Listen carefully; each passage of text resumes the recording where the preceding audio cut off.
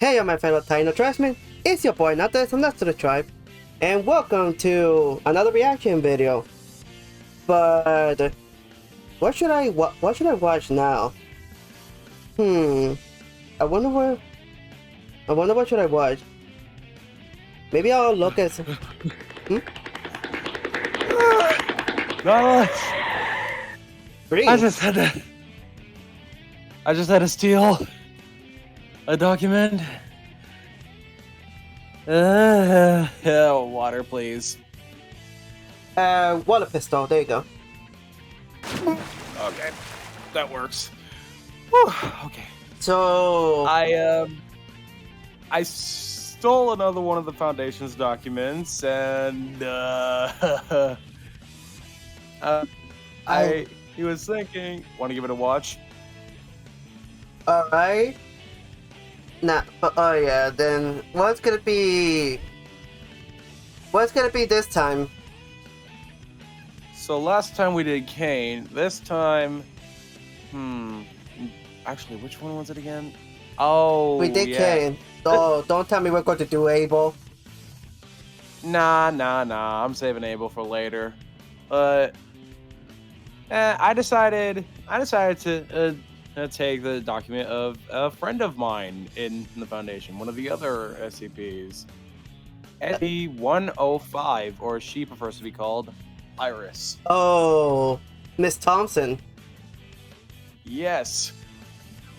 I literally grabbed her file and ran. I really hope she didn't notice. What? Oh yeah, she'd like to keep things confidential. Yeah. Okay. Now, should we? For your sake, Green, this better not bit us in our tail. Oh, I doubt it will. I mean, not like he got the chance to take a picture of me, so technically she can't even like know that I'm here. All right. Well, let me just put this on over here, and there you go. Okay. Now, shall we get All this? Shall we get this started? Yes, we shall. The perfect childhood. School is out, shoes are off, you're sprinting across the hot sandy beach, smiling for no apparent reason. Because What's a back school? then, you didn't even need one. Did I mention there's an orange cone on your head? Where did it come from? God, I was there? homeschooled by the point? Do the not think dumbest too person deeply about in it. my dimension. There's no so... room for symbolism in the summer. There is no use overanalyzing the antics of teenage youth. It's just a cone, and you're just a kid, doing things for no other reason than that you want to. You're busy living, doing your thing. that. Responsibility is still years away. Such a pretty picture we're painting, isn't it? But this is SCP Explained, so of course by now you figured out this is all a misdirection, didn't you? Well, here it Yeah, comes. because you guys like to keep it confidential. Run, moving towards nothing as if it means everything. Look at that smile, the wind whipping through the gap in your teeth. Soak it in. In 20 years, your face muscles will have forgotten the movement. Look at you live. Yes, go on. Soak it in. Wow, didn't need to You go will be chasing that this far. feeling your whole life, Jeez. while moving further and further I away think it was from the 05 that I would film these. Depressing, isn't it? We think so too. But here is the silver lining. Something you'd be wise to celebrate. At least you have this moment to look back on. The memory is with you forever. Not everyone is so lucky. Not everyone had a good childhood. Furthermore, not everyone even has a childhood at all. Some live beyond the expectations of age. Imagine a 14-year-old forced to be 40. Feeling all too well. That's not to say they have to pay taxes or can run for Senate. No, this level of forced maturity that I'm speaking of transcends the scope of average adulthood. So let's not imagine a kid going through the mundane life of a cubicle junkie, filing papers, pretending to work, and answering phone calls. Instead, let's do this. Imagine a kid going to war. Imagine a kid carrying out stealth assassination missions. Imagine a kid being locked in containment, living with little human interaction and freedom. This is not to say Imagine a I've kid not being a kid eh, at all. can't say Now I'm this not is more like an SCP like Explained. I'm This not is the sad unfamiliar with story of that. someone who had to say goodbye to the joys of adolescence And there earlier than she anyone ever is. should have to. In fact, they didn't even get to say goodbye at all. This is the story of SCP-105. Now, to be clear, SCP-105 is not a bloodthirsty demon living in the shadows. It is not an unsquishable Nope. spider dancing across your hardwood floor, mocking the soles of your shoes as they stomp down with Imagine no an success. SCP It is so, not so a grand small that piano all you in have a to do is just hotel squash lobby it. absorbing the DNA of all who touches its keys. Oh, you'd be surprised And how it is many not a freezer there are that of tempts those. late-night snackers to reach deeper and deeper towards an ever-elusive hot fudge sundae until they are sucked in frozen solid, sold for millions and displayed as decorative ice sculptures atop the center of punch bowls at parties for Well, rich dang. politicians. No, we'll just have to get to those later on a different day. Because SCP-105 is just, Jeez. how do I put this? A girl. Yes, a small, unremarkable-looking girl. At the time of acquisition, she was just 1.5 meters tall and weighed 50 kilograms. Even those of you listening with that little short? to no instinctual senses for Yep. converting meters and Because kilograms to feet and because pounds in can meters still I'm understand this is no frightful 1.93. giant we're talking about. Lining up a I can't class by math, so I don't height, know how many she'd blend meters in I am. somewhere toward the middle, and if you look even closer, beyond the shallow surface of measurements and toward the details of her face, even still, you won't find a single freckle to fear. SCP-105 has blue eyes Nope. and blonde hair. Nothing coastal Californians haven't seen a million times over just this Monday. Formerly known as Iris Thompson, SCP-105 has no discernible oddities. If you saw her jumping rope, you wouldn't point and stare. If you saw her at the park playing with your children, you wouldn't pull them away and squeeze them tight. If you saw her walking toward you on a sidewalk, you wouldn't turn around and run away in the other direction. By herself, SCP-105 is not I'd too never different from do that. anyone else. No matter how close we zoom in on her appearance, personality, or her tendencies, there is nothing to see that triggers alarms. If you ask her to spit fire, she won't. If you conduct a lab experiment where she has to find the exit of a maze using only her sense of smell, she will get lost and fail.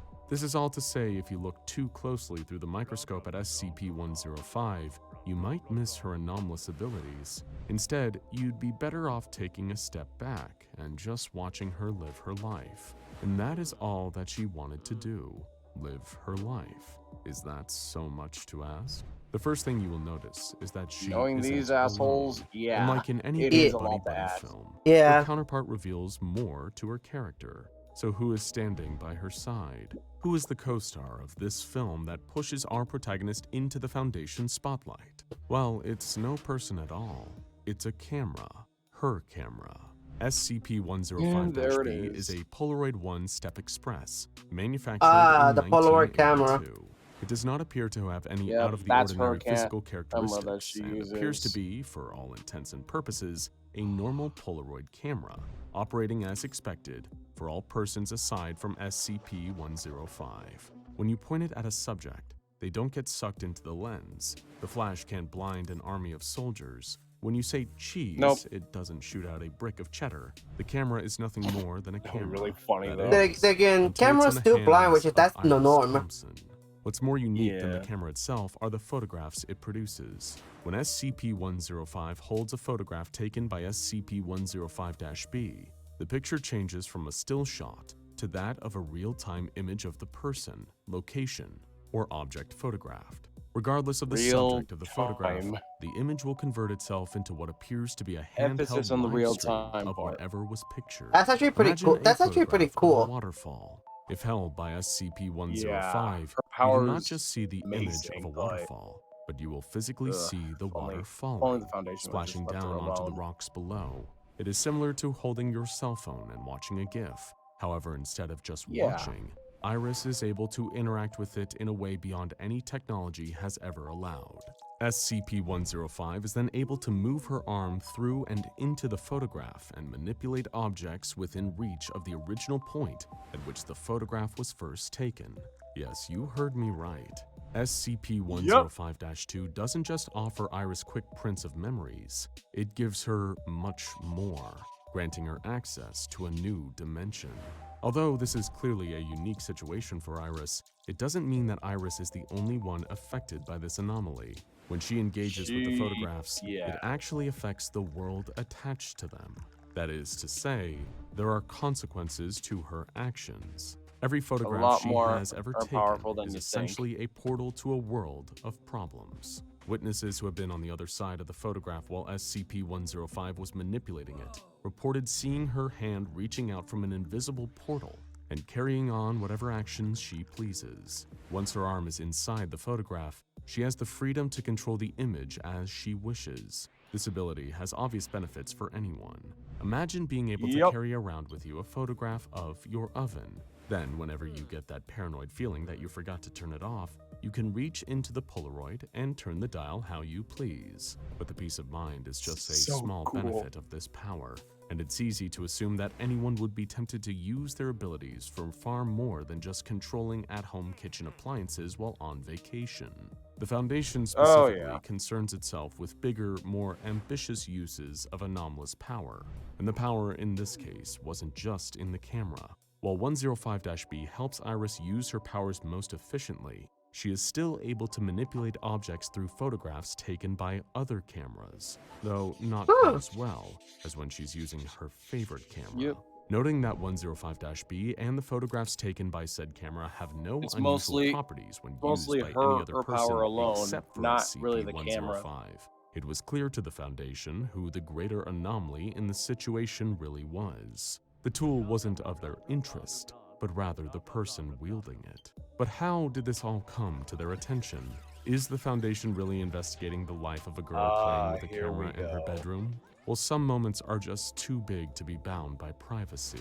SCP-105 was brought to the forefront of the Foundation's attention shortly after the murder of her boyfriend. Promptly after his death, the police investigated the scene and looked for answers. And when looking for answers, they started conjuring up questions, one of which put Iris at the center of their search. Where were you?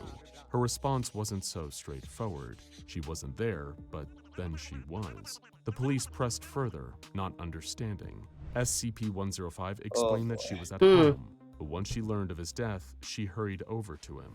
This left the police even more suspicious, as there was no way she could have been informed of the murder by an outside source. She must have been there all along. Seeing the skepticism in their faces, SCP-105 scrambled for an explanation. She took a deep breath and got her story straight. She claimed to have been on the phone with her boyfriend at the time of the violent attack, and once she heard the commotion, it prompted her to hurry over to his location, where she saw him dead. This excuse made logical sense, and so the police dropped their suspicion. After all, Iris was just a small, innocent teenager. However, just as quickly as the police moved on from Iris, they returned to her, this time with tangible proof of their doubts. The telephone records did not correspond to her story. She was never on the phone with her boyfriend that night. It was then that SCP-105 had to confess. She informed her lawyer that she had, in fact, been there for the murder. Well, not there, but kind of there. She explained how she witnessed the murder through a photograph she had taken with her boyfriend several days prior. The attorney in question disregarded the story and recommended that the subject plead guilty. Iris, however, refused to do so. She was sticking to her truth, no matter how crazy it made her seem. She went forward and told her story in court. It was met with derision. The judge and the jury didn't even entertain the possibility of any of it being true. Iris was flustered.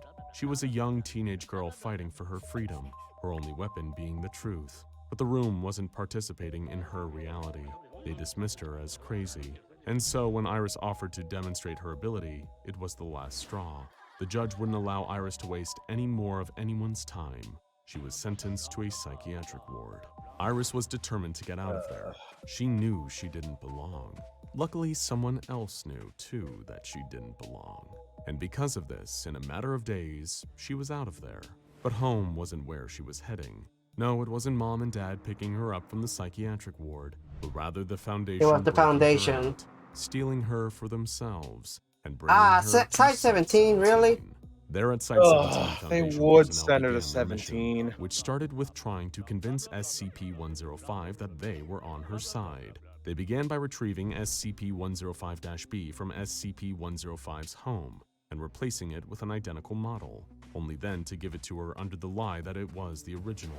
The lies wouldn't stop just there. They'd continue to pour over her reality until it was impossible for her to recognize one from the other. SCP-105's parents was informed that she was killed during the botched escape of another patient, while both were in the custody of a psychiatric care facility. In truth, though, the Foundation wants nothing more than to keep SCP-105 alive. However, they are not concerned about the quality of her living. I know, Iris I know that the phrase has the cold, not cruel, but come on. Weapon. She had powers they could have only dreamed of. Only now, they existed. But before shooting their shiny new weapon, they needed to learn how to use it properly. But with what manual? If you want my opinion, I say the cons outweigh the pros. Marvel movies, when they knew they would be better equipped with knowledge if they understood her origin story. So they began questioning Iris, trying to get to the root cause of her anomalous aptitude. She was either 10 or 11. She remembers because she was looking at a picture of the ocean, and she noticed that the waves began moving. Her parents said that she just had an overactive imagination. When she first was able to move objects in the photos, she was 11, 12 maybe.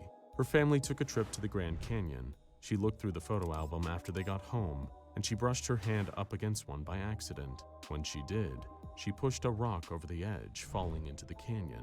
She could actually hear it clatter on the way down. Ooh. She became fascinated with photography after that. Most of the time, nobody was near that. Photographs she took, but her parents got her a Polaroid one-step express camera that she'd been begging them for since Christmas. After she got the camera, the photos got easier to interact with. After hearing her story, the researchers made her an offer.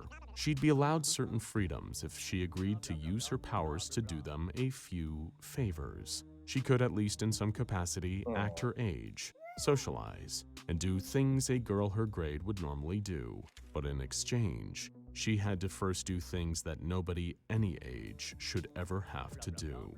Iris agreed, and it was in this agreement that we see just how desperate she was during her childhood. She was willing to risk everything for something as small as a quick conversation with a guard, 5 minutes of jump rope, or simply a few minutes spent under the sun. She was assigned to be part of Mobile Task Force Omega-7 to carry out a wide range of missions. Task Force Omega-7? And if the fate of the first humanoid SCP recruited to Mobile Task Force Omega-7 was any indication how this might play out, Iris was in a lot of trouble. The Pandora's Box initiative had a history of failure. As it showed there, you do know that Task Force Omega-7 is one of those, it's a task group that has to deal with dangerous SCPs such as Able, as shown there. Instead of violent attacks, and a bunch of others like 106, I'm pretty sure. However, just because there were no swords and blood drawn, the missions were not so harmless. Despite Team Iris carrying out over 20 jobs in cooperation with the Bell Commission, swiftly and without incident, their streak eventually had to come to an end. The first disciplinary incident for SCP-105 involved the escalation of Team Iris missions from reconnaissance to assassinations. What? Yes, this teenage girl with not a violent bone in her body was tasked to kill. Note that her only power is that of manipulating photos. In her mind, this is nothing more than a party trick.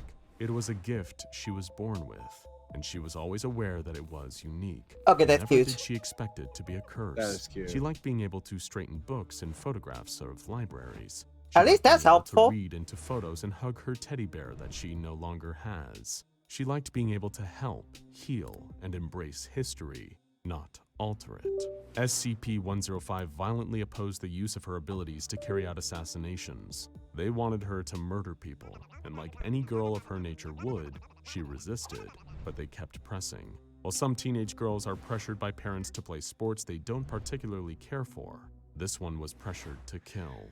During these events, SCP-105 became emotionally distressed and attempted to deceive Foundation personnel into believing that her anomalous traits had disappeared. She claimed that she couldn't carry out the missions anymore. Her doctor submitted a report recommending that SCP-105 be reclassified as neutralized, undergo amnestic treatment, and be released to the public with regular monitoring. After further investigation, at least give her that. Realized the doctor was prioritizing SCP-105's emotional state over the goals of the Foundation.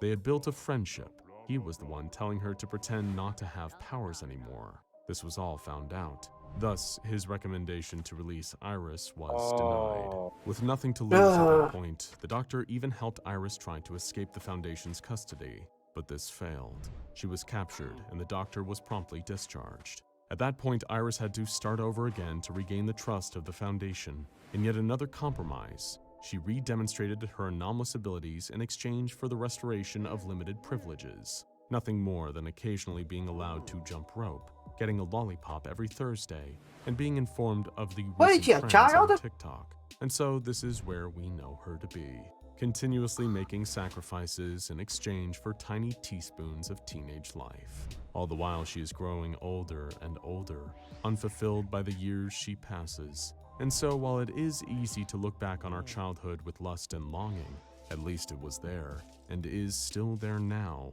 safely stored in our memory, stored in the protection of the past. For Iris, this is not so. Her childhood is both behind her and in front of her. It is something she moved on from too quickly, and it is a future she fights for every day. Even when she is 97, gray, decrepit, and on her deathbed, she will be sacrificing her freedoms to feel 15. And so we have to wonder, is SCP-105 a danger to anyone at all? I leave you with a question. Are we more likely to be attacked by a dog, or the master holding its leash? Now go check out SCP-053 Young Girl and SCP-3082 Neverland's Lost Boys and Girls for more peculiar, anomalous children.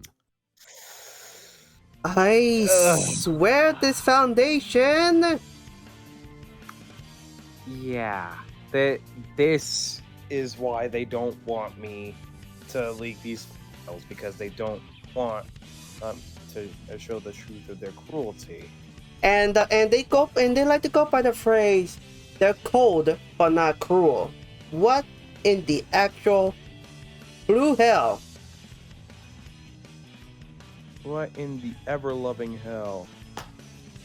Shoot, I think after this, I'm just gonna go over to the Foundation and size 17, just go give Iris a hug, because she needs it.